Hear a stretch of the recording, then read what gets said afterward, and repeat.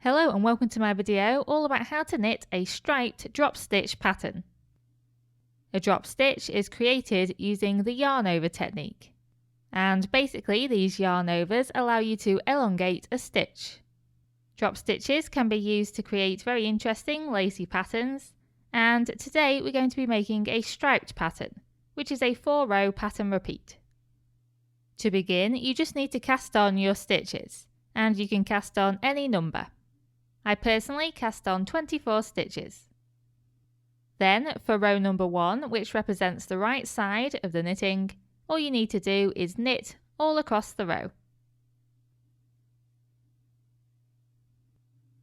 And then for row 2, which represents the wrong side of the knitting, again you just need to knit all across that row.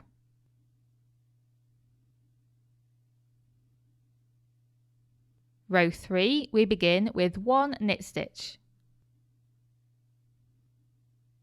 And then the repeating section of this row is 2 yarn overs and then a knit stitch. So how do you do 2 yarn overs in a row? Well, normally to do just 1 yarn over, you'd bring the working yarn between the needles to the front, like so. And then to do another yarn over, you'd take the working yarn around the outside of the right hand needle and then between the needles to the front again. Basically, you're wrapping the yarn anti-clockwise around the right hand needle. And that's 2 yarn overs in a row. And I'll just show you that again. So bring the working yarn between the needles to the front and then wrap it anti-clockwise around the right hand needle. Then you need to knit 1. And in the process of doing this knit stitch, the working yarn will go from the front around the outside of the right hand needle to the back, like so. This process also completes the second yarn over. And then you just repeat that until the end of the row.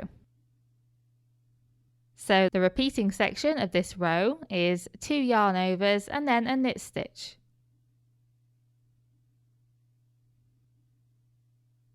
And for row number 4, which is the final row, all we're going to do is knit stitches.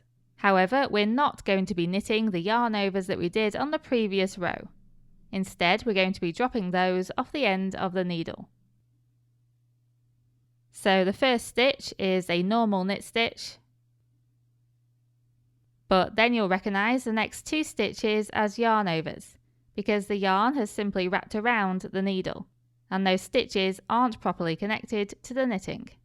So all you do here is just drop those yarn overs off the end of the needle.